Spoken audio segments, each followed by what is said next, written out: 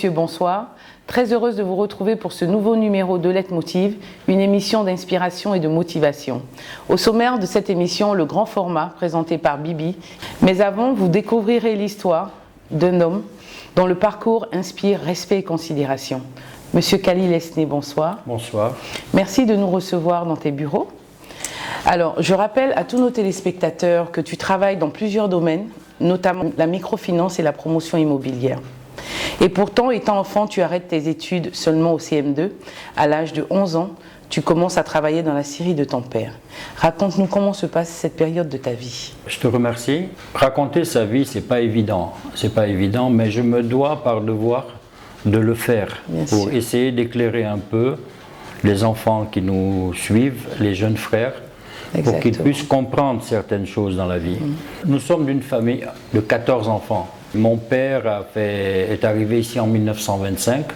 J'ai commencé mon primaire à Agny-Billecroux, ensuite à Jean Mermoz en primaire.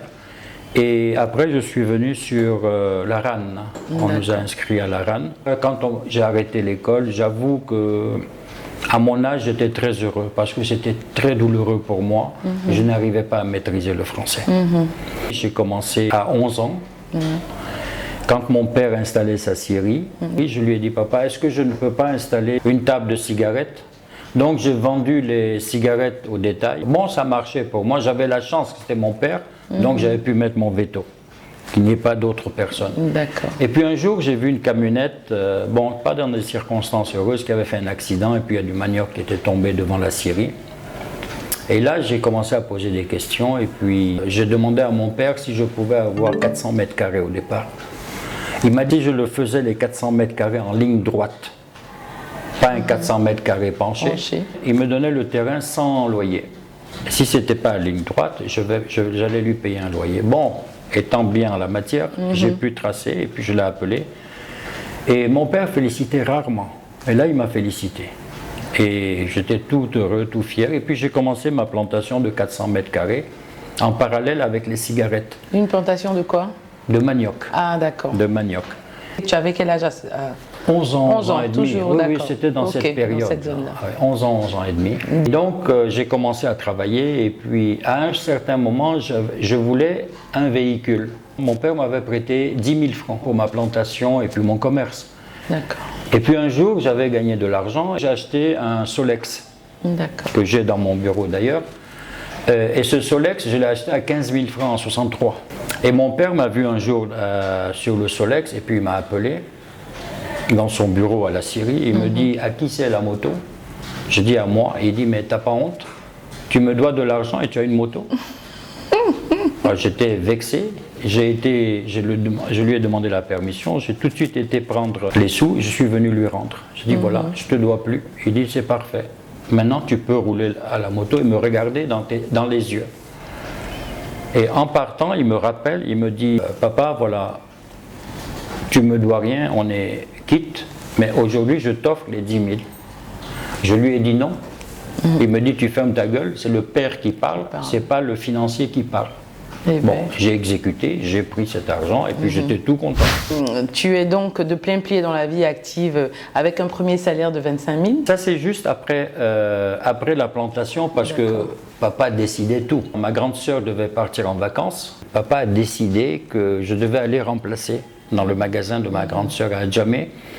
Et c'était un magasin d'hiver, ça veut dire des sardines, des cubes Magie et autres. Donc alimentation. Alimentation. Et puis mon premier salaire, en fait, n'était pas de 25 000.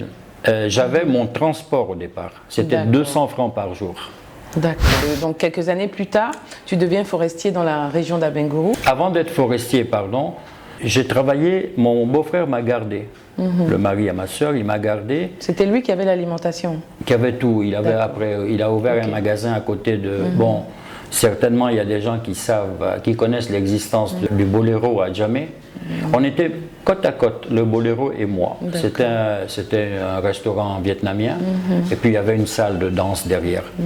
Donc, il m'a gardé. Et puis, bon, c'est là que j'ai commencé à avoir vraiment mon premier salaire. Tu es resté combien d'années avec lui? Je suis resté jusqu'en 70. En 70, il y a eu un petit clash et ça dit je suis passé de 25 000 à 75 000 et après 200 000 et puis après on était associés. L'association est restée moins d'1 an et il y a eu un clash et donc on devait se séparer. Bon, encore une fois, le fiston que j'étais avait le droit de fermer sa gueule.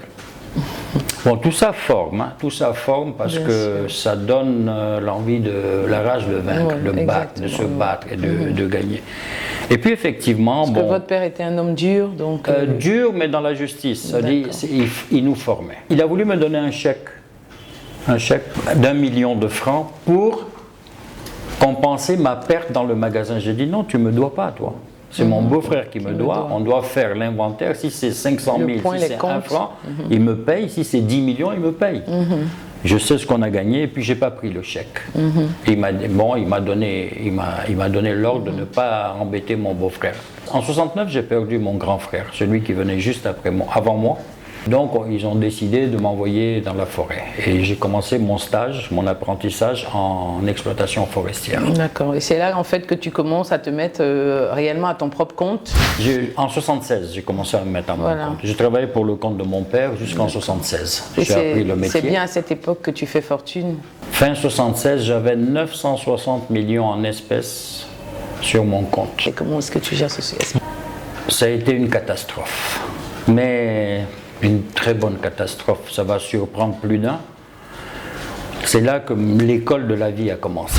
Comment expliques-tu le fait que tu aies eu autant d'argent et que tu perdes tout comme ça? C'est dû à quoi? Il faut que tu nous expliques un peu. La grosse tête. Oui. Tout frais, tout jeune, à 24 ans, 25 ans, être milliardaire. J'avais 3 bulles, j'avais 7 camions de billes, 7 grumiers.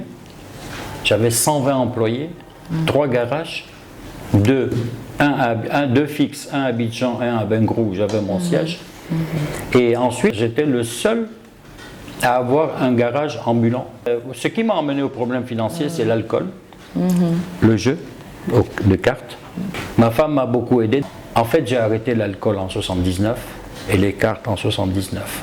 Parce que ma fille, était très malade. Elle est née en 79, ma deuxième fille. Elle avait une méningite et elle était en train de mourir. Mon Dieu. Et c'était pendant le mois de carême. Et mieux, moi j'étais en train de boire mon whisky. Et ma femme m'appelle en catastrophe, elle me dit viens vite, ça va plus. Alors, je pensais que ma fille était morte, donc il fallait aller au secours de ma femme, ce que j'ai fait. Arrivé là et j'ai juré, je suis rentré, j'ai vu ma fille qui n'était pas morte, j'ai rassuré ma femme et c'est là que j'ai dit à ma femme, sois tranquille, il n'y a pas de problème, et je suis sorti complètement dehors et je me suis adressé directement à Dieu. J'ai dit si ma fille sort vivante d'ici, je ne mets plus une goutte d'alcool. J'étais sous, parce que je ne sais pas si je n'étais pas sous, je ne crois pas que j'allais jurer. Et là j'ai vu c'est là que tu as eu un choc en fait et que tu as réalisé que tu étais en train de partir en vrille. Depuis 79 à ce jour, j'ai pas une goutte d'alcool. Ah ben c'est formidable. Pas une goutte, ça fait 36 ans, l'âge de ma fille. L'âge de ma fille. Et la cigarette, le poker, je jouais chez un ami, que Dieu me pardonne. On commençait avec 1000 francs, 2000 francs. On montait jusqu'à 30 millions la soirée. Mon Dieu. La soirée. Horrible, ça. Et puis un jour, ma femme a su, et puis elle a eu l'intelligence de ne pas m'agresser. Parce que nous, les hommes, on est tellement orgueilleux, on est tellement... Elle a su te parler, elle a su t'expliquer que elle le a jeu, su avec pas... beaucoup de larmes, beaucoup de tendresse, beaucoup d'amour. Et j'ai mis ma main sur sa tête en disant, plus jamais je ne toucherai aux cartes. Et depuis ce jour, ça fait 36 ans, j'ai pas joué aux cartes. Alors là, ça a duré combien d'années à peu près? Entre le moment où tu t'es mis à ton propre compte et que tu as commencé à être dans l'alcool et à avoir ce vice de jeu et perdre tout l'argent, ça a duré 4 ans. 4 ans. En 80, j'étais assis, j'étais par terre. J'avais plus rien. En 74, j'ai perdu mon deuxième frère, par accident toujours. Et mon père avait très peur et il a décidé, quand je me cassais la figure, il a décidé que j'allais ouvrir un magasin de peinture. Alors moi qui encaissais des chèques de 35 millions à l'époque, 40 millions, 100 millions. Du coup, je me retrouve en train de vendre une boîte d'Astral à 135 francs. C'est pas possible. Cette boîte, Il y a un enfant, un tout petit, qui est venu me voir. Il dit, hé, toi là, donne-moi une boîte astrale. J'ai dit, dégage. Et ça, c'était pas parce que j'étais grand. Non, non. J'encaissais à la fin du mois 50, 60 millions, 100 millions, 30 millions. Et puis le gars, il vient, il me dit, hé, toi là, donne-moi. Sans respect, sans rien. J'ai dit, sors, j'ai fermé la boutique. Ce magasin est resté 1 mois. Ça t'a blessé dans ton amour propre? Non, j'ai dit non, il faut que je fasse autre chose. Tu t'es senti diminué, quoi. Oui, et pas vis-à-vis de l'enfant, mais il a réveillé en moi quelque chose. Le regard qu'on pouvait avoir sur toi. Et ça, je ne pouvais pas admettre. Bon, là, j'ai eu une période assez grave. C'est là que j'ai commencé à aller voir à Gradio, les féticheurs bien connus du monde abidjanais, même de la Côte d'Ivoire. Tout à fait. J'allais à 3h, 4h du matin pour voir les féticheurs. Je me suis fait laver par des marabouts. Mais comment ça se fait que toi qui venais d'une autre culture, tu pouvais croire en ce genre de choses? Mais je suis africain, je suis ivoirien. Oui. Je suis africain, je suis ivoirien. C'est juste ma peau qui me fait défaut. Donc tu vas voir les féticheurs? Oui, les féticheurs, les marabouts. Et ils te disent quoi? Bon, ils m'ont promis Mont et merveille. J'ai compris avec le temps. Bon, j'ai eu beaucoup de chance. Je reconnais que j'ai eu énormément de chance. J'ai quelque chose dans ma vie, j'ai appris. Pour la réussite, il y a 3 critères. Donc, quel que soit ce qu'on veut faire, il faut d'abord avoir la foi en Dieu. 1, 2. C'est important. La foi en ce qu'on veut faire. Y croire. 3, persévérer. Persévérer. En 83, je devais monter une usine de fabrique de réfrigérateurs et congélateurs en Côte d'Ivoire. Il y a un gars qui montait des réfrigérateurs ici, chez qui j'étais allé voir, j'ai été voir, et on s'est mis d'accord que lui, il prenait ma production pour les vendre en Côte d'Ivoire. Et moi, je faisais uniquement l'exportation dans la sous-région et j'avais des commandes même dans les pays arabes. D'accord. À la fin, quand on s'est vu, parce qu'on avait le même banquier, c'était le Crédit de la Côte d'Ivoire à l'époque, j'arrive devant, et malheureusement, il dit devant le directeur de la banque, « Ah non, non, je ne le connais pas, le monsieur, je ne l'ai jamais vu. » Le projet était à l'eau, puisque le banquier ne pouvait pas financer, parce qu'il a menacé au banquier, « Si vous financez cette opération, moi je ne vous paye plus. » C'est un concurrent. C'est là que je me suis transporté au Bénin. Et au Bénin, quand ils ont eu tous les tenants et les aboutissants, ils ont tout pris. Sur 136 millions d'investissements, rien que pour le Bénin, on m'a remboursé 10 600 et quelques mille. Et on m'a expulsé du territoire. Mais s'il vous plaît, avec les honneurs, parce qu'on m'a vidé en première classe. Eh bien, dis donc, alors, je suis bien parti. Au moins, tu aurais eu ça. Voilà, j'étais bien parti. Juste avant de revenir sur ton parcours, Esné, je te propose qu'on suive ensemble le grand format présenté par Bibi.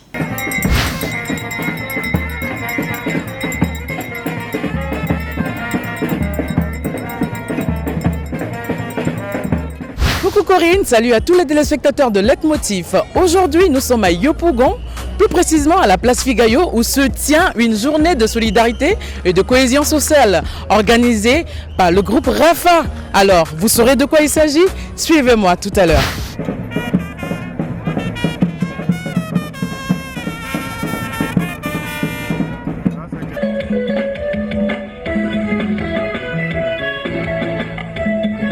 Et ça y est, on est toujours au cours de la cérémonie. Là, je vais arracher quelques mots à ces braves dames qui sont ici présentes. Bonjour madame. Bonjour madame. Alors, qu'est-ce que Rafa vous rapporte et d'où vous venez? Bon, nous, on vient déjà de Niangon. Rafa, c'est un réseau, bon, c'est la première fois qu'on est en SADER et c'est vraiment intéressant. Nous sommes heureuses d'être parmi Rafa.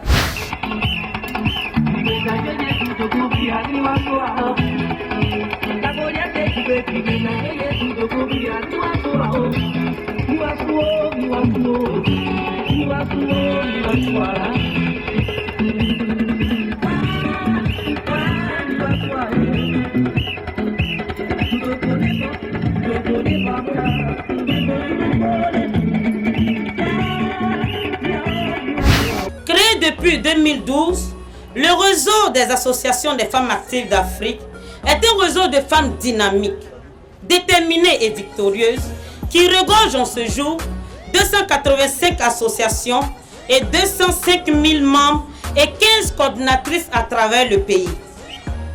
Le réseau intervient dans divers domaines d'activité, à savoir lutter pour l'autonomisation économique et financière de ses membres, organiser et inculquer un nouvel esprit pouvant permettre à la femme de se prendre en charge, de découvrir en elle le potentiel qui la caractérise, partager et soutenir ses membres les plus vulnérables. La solidarité est l'essence même de toute existence. Car être solidaire d'autrui, c'est prôner l'amour, source de paix. Chers invités, je vous remercie de votre présence. Témoignage de votre soutien à ces braves femmes.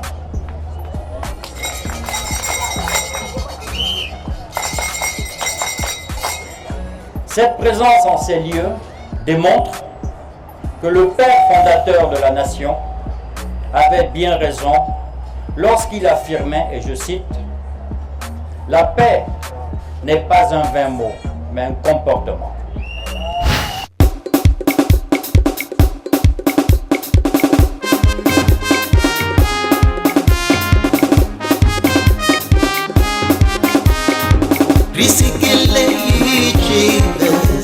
Vous pouvez constater, on a des dames, on a des jeunes dames à qui nous allons arracher quelques mots. Bonjour madame. Bonjour madame. Alors qu'est-ce que Rafa vous apporte et vous venez d'où? Moi c'est madame Baïto Augustine. Je fais partie de l'association des femmes du groupe Bokeh pour Christ. Le Rafa nous apporte le soutien. Le Rafa nous apporte la joie d'abord de nous rassembler parce que dans le Rafa, c'est toutes les femmes qui se retrouvent, tous les groupes ethniques. Mais ça y est, nous sommes avec l'organisatrice du Rafa et à qui nous allons arracher pas mal de mots. Le Rafa, qu'est-ce que c'est? Qu'est-ce que ça doit apporter? Le Rafa, c'est le réseau des associations des femmes actives d'Afrique qui a pour but de la cohésion sociale. Vous voyez aujourd'hui, nous promouvons la cohésion sociale, l'entraide des femmes du secteur rural et du secteur urbain. Une cohésion pour ne pas qu'au village on se sente lésé, on se met ensemble pour pouvoir aller de l'avant.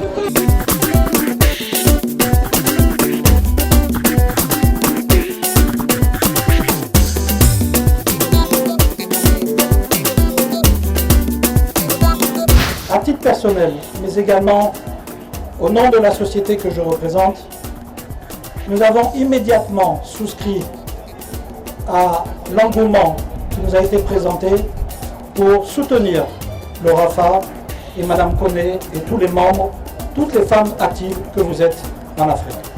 Et ensemble avec Esné Khalil, président du groupe HES, nous avons décidé d'offrir au Rafa un nouveau véhicule que vous voyez arriver aujourd'hui.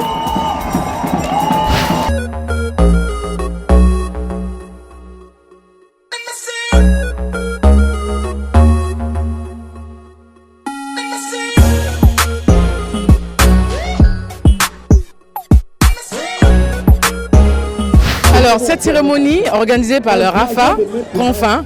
Alors, j'espère que vous avez retenu pas mal de choses. Moi, j'ai retenu que la cohésion et la solidarité, ces femmes en donnent tous les jours. Alors, faites comme elles. À très bientôt. De retour avec notre invité, M. Khalil Esné, qui nous raconte son histoire, faite de difficultés, de courage et de persévérance. Je rappelle à tous nos jeunes téléspectateurs que vous pouvez obtenir des stages en entreprise. C'est simple et gratuit. Il vous suffit juste de nous envoyer à l'adresse mail qui s'affiche au bas de votre écran, votre CV avec toutes les mentions nécessaires. Alors Esné, on revient sur ton parcours. En 1972, tu travailles pendant près de 10 ans dans le bois à Bengourou. C'est d'ailleurs à cette époque que tu rencontres ta femme. Tu es jeune, milliardaire, mais tu perds à cause de l'alcool et des jeux. Tu te trouves seule avec ta femme et tes enfants face à ces problèmes. Tu es même la risée de ta famille, de tes amis, de tes frères. Ne t'aident pas, pire, ils se moquent de toi. Raconte-nous toutes ces difficultés que tu vis à cette époque. Alors, quand je vais raconter, il ne faut pas avoir pitié, au contraire, il faut dire bravo et rendre gloire à Dieu. J'ai rencontré ma femme à Bengoro. C'était extraordinaire cette rencontre. Je me suis marié à 21 ans. Quand je me suis marié, j'avais déjà réfléchi, est-ce que si Dieu me donne des enfants, je voudrais être vieux et ne pas les voir grandir, ou bien je préfère les voir grandir étant vieux. Aujourd'hui, j'ai 63 ans. J'ai tendance à dire à ceux qui me critiquent de ne pas regarder le moment présent, mais de voir la finalité. Exact. Et dans la finalité, je vois mes enfants autour de moi. C'est magique. Aujourd'hui, j'ai 6 petits-enfants, 4 filles et 2 garçons. Félicitations. Quand je me regarde dans le miroir, je dis, mais est-ce que vraiment je mérite pour l'élément que j'étais? Et comme Dieu est amour, bon, je pense qu'il a eu de la peine il a pu effacer certainement certains passages de ma vie. Je voudrais attirer l'attention un peu des dirigeants. Pas spécialement les dirigeants dans l'administration, dans le gouvernement, non, tous les dirigeants. Il faut tenir compte de l'importance des collaborateurs. Aujourd'hui, quand on prend une pyramide, le patron, celui qui a créé l'entreprise, celui qui a fait son entreprise, il est au sommet de la pyramide. Mais essayons de casser le bas de la pyramide. Où se retrouve le patron? Il tombe. Qui représente le bas? Ce sont nos collaborateurs. Aujourd'hui, moi je n'ai pas mon certificat d'études, c'est vrai, mais je suis entouré d'une crème. Capable. D'une crème de jeunes Ivoiriens, de mes enfants. J'ai rencontré un ami récemment, il m'a dit, Hasni, on te doit beaucoup de considération, bon ça me gêne un peu, mais bon, c'est comme ça. Il me dit, nous on a eu la corde pour grimper, pour pouvoir être au sommet. Toi tu n'avais pas de corde, et puis tu continues à te battre pour aller encore plus en haut. Mais aller en haut, Dieu dit, quand je te donne, serre-toi et serre. En fait c'est ça. La clé, c'est ça. Il faut, quand Dieu nous utilise en nous donnant, c'est pour donner. Puisqu'il il ne vient pas lui-même donner. Il nous utilise. Il nous met en main ce qu'il veut pour qu'on puisse le servir. Et je pense que c'est dans ce chemin que je me lance. Je suis né à Bassam. Celle qui m'a pris de la sage-femme pour me remettre à ma mère, c'est Anne-Marie Ragy, la Jeanne d'Arc de Côte d'Ivoire. Ensuite, j'étais à Nibilikro. Le roi Kouaoubile, paix à son âme, m'a adopté. Deuxième privilège. J'ai mangé avec le président Félix Houphouët-Boigny, paix à son âme, grâce à mon père. Tu as rencontré Chirac? J'ai rencontré Chirac. Quand on m'a fermé les portes au niveau du président Bédié, j'ai rencontré Bédié. Je connaissais le président Gbagbo. J'ai rencontré le président Alassane Ouattara à 2 reprises. C'était magnifique. J'ai eu la chance de rencontrer avant Madame Ouattara. J'ai été gâté par la vie. Donc tu as quand même eu des privilèges. J'ai eu des privilèges. Et aujourd'hui, quand je regarde mon centre commercial, quand je me suis rendu compte que je n'avais pas de retraite, j'avais aucune assurance. Ni pour moi, ni pour mon épouse, ni pour mes enfants, rien du tout.